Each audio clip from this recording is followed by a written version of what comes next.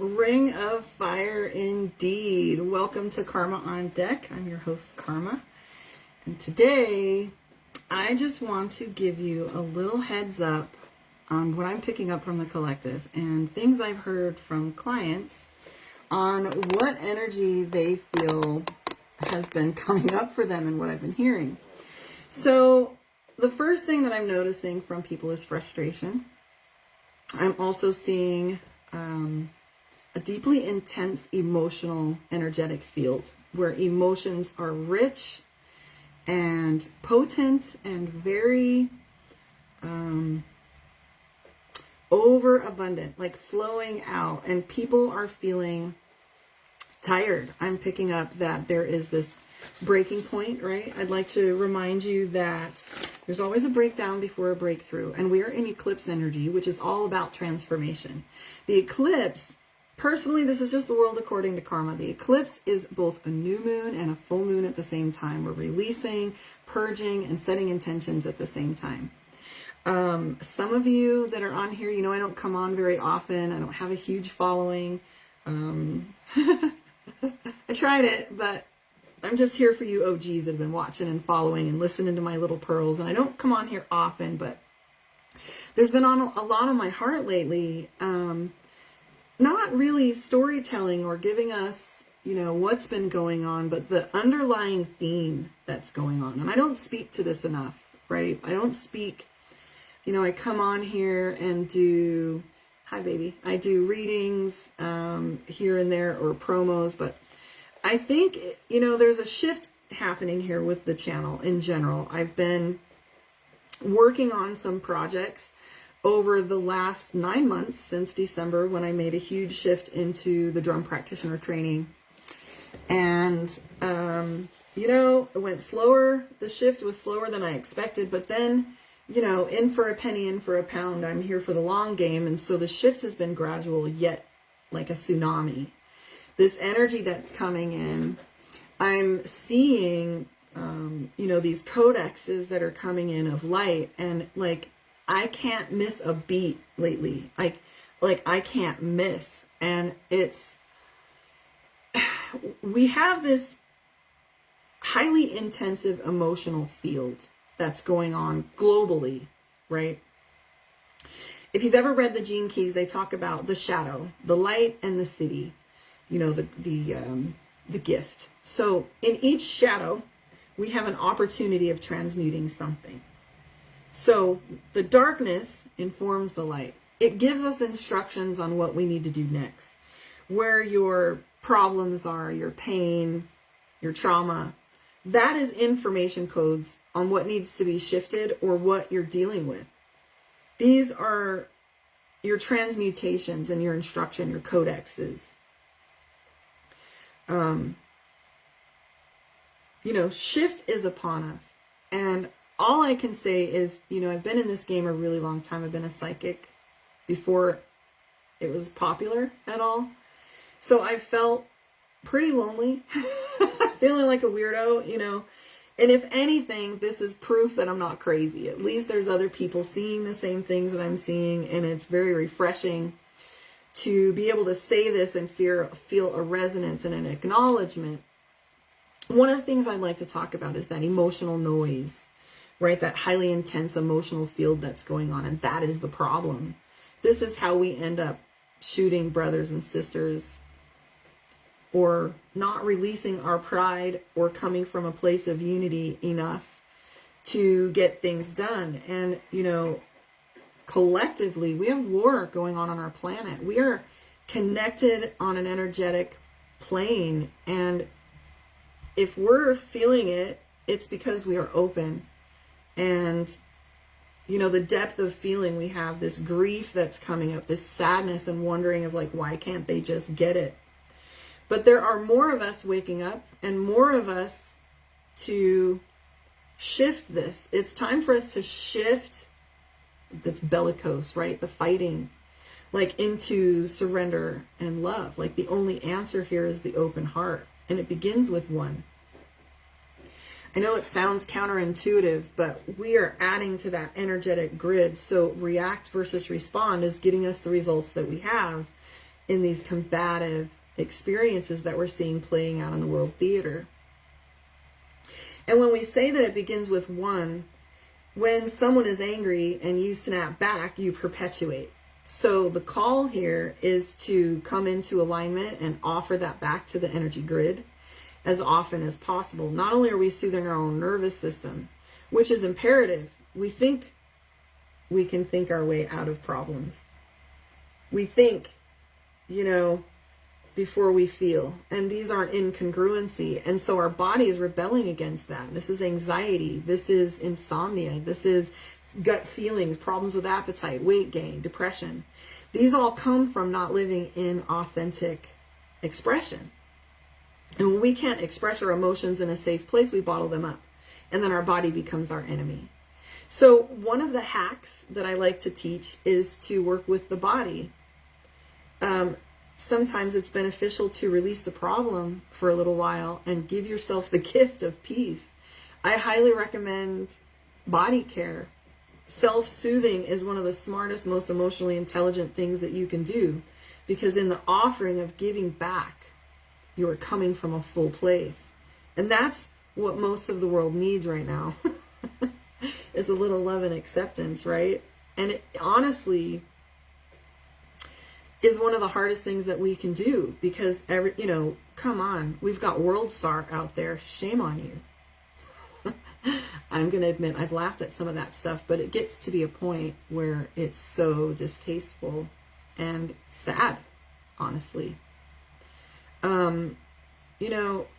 Message from the Hopi elders begins with, you have been telling the people it is the 11th hour. You must go back and tell the people this is the hour. And I feel that. I've never heard words that resonated more with me in my life. And the time is now. And I don't mean that we have to do anything but be it.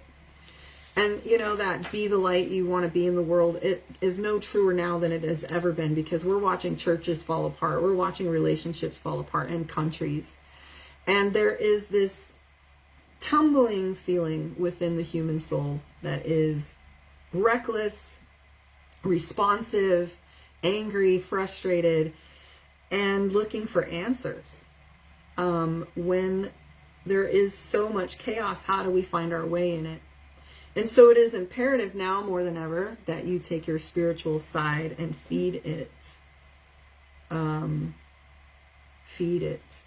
Because things will, the more clarity that you have, the more able you are to speak up. And you must come to know yourself in any room. And that only comes through deep personal exploration and work. This is where we take responsibility and accountability for what we can. We can't run and fix the world, but we can fix where we're at and get things into alignment.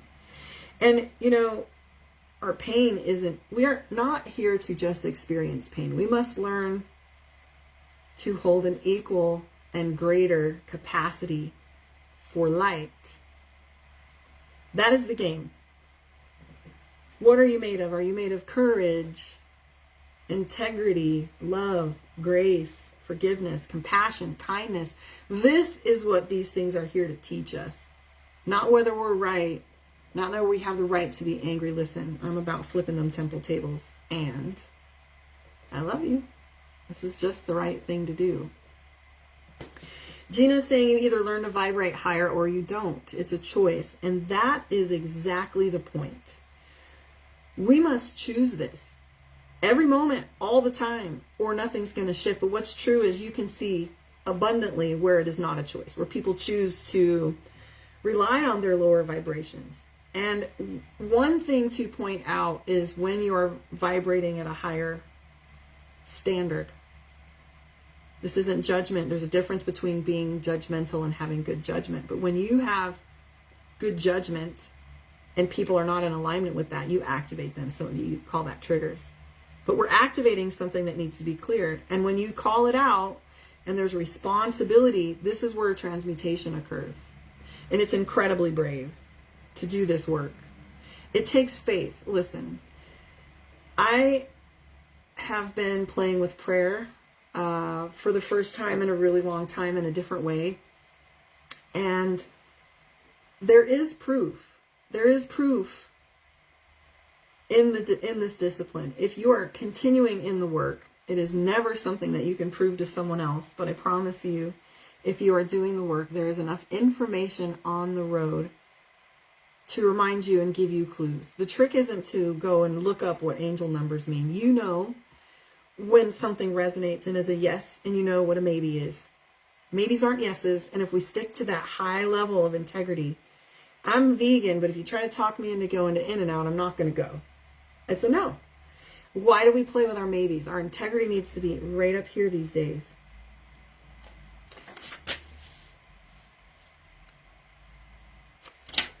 You know, we neglect our physiology. And, you know, you hear jokes. I was watching some show recently, and, you know, I forgot what I was going to say because I was reading your comments. But you're right, it is a choice. And I'd like to suggest that look for producers. And I don't mean like, you know, there's a lot of talk. People like to talk. This is getting very, very popular. But it isn't pretty sometimes. It's raw. And I wouldn't say ugly, because I've seen some of the most beautiful things in raw, uncomfortable, chaotic environments.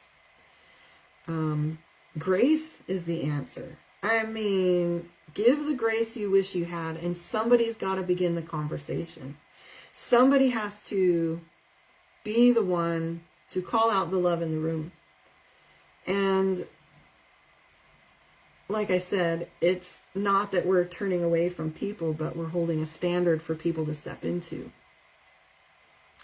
And it's very difficult. I took a leadership class, PLD. I had a team and a coach and a partner for 90 days. And they gave me a plaque that said, once a leader, always a leader. And this had no reference whatsoever to leading others, but it does translate into leadership in general, because that alignment creates a natural leader. But leadership of self, once you've found that channel, it is something that you'll never yet again compromise.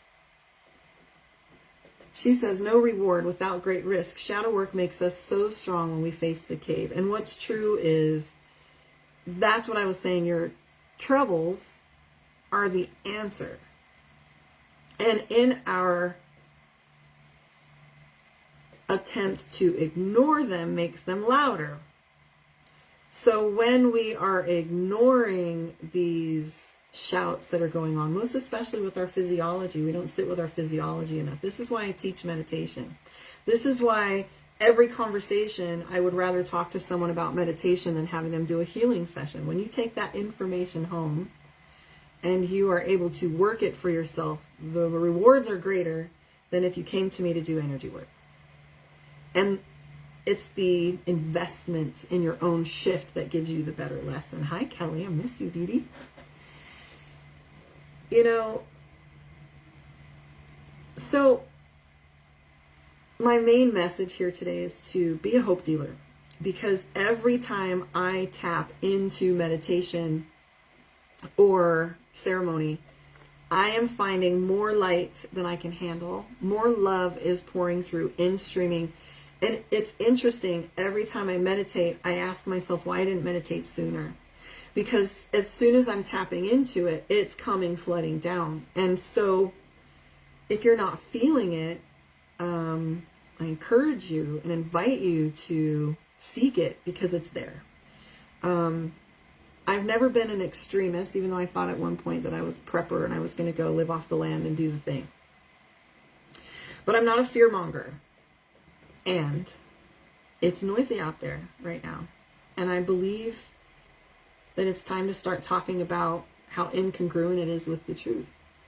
Because the truth is, the light is so much brighter, and the thing we always seem to forget is the light conquers. The light conquers every time, all the time.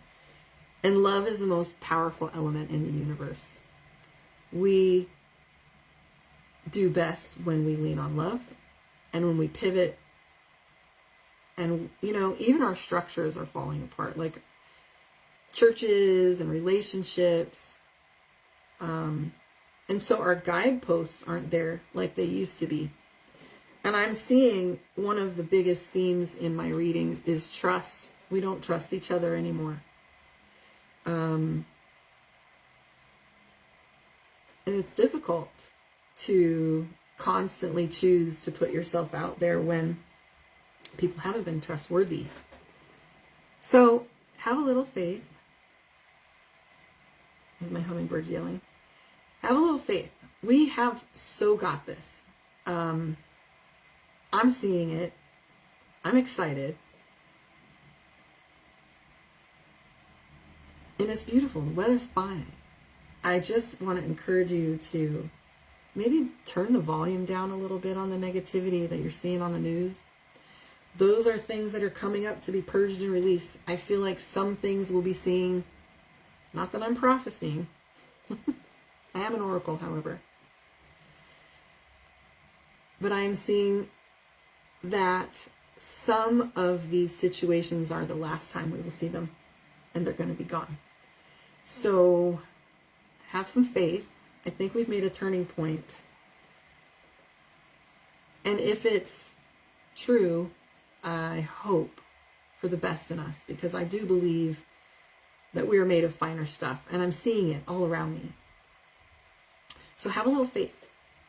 The light is so much stronger, and the love is the answer.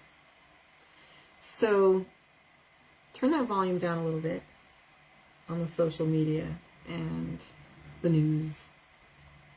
The truth is, there is so much more support from the spiritual side if you're looking for it. I invite you to check it out. Ask for your guides. When's the last time you asked for spiritual help and support, or to feel it? Because I'm living proof that you'll have an answer if you ask. So I highly encourage you to get in the deep end and play. So I don't have any other news than that. I'm just here for that transformation and eclipse energy. That the noise is just trying to get us to listen to the things that we need to shift. The light is turned up and as bright as it can get.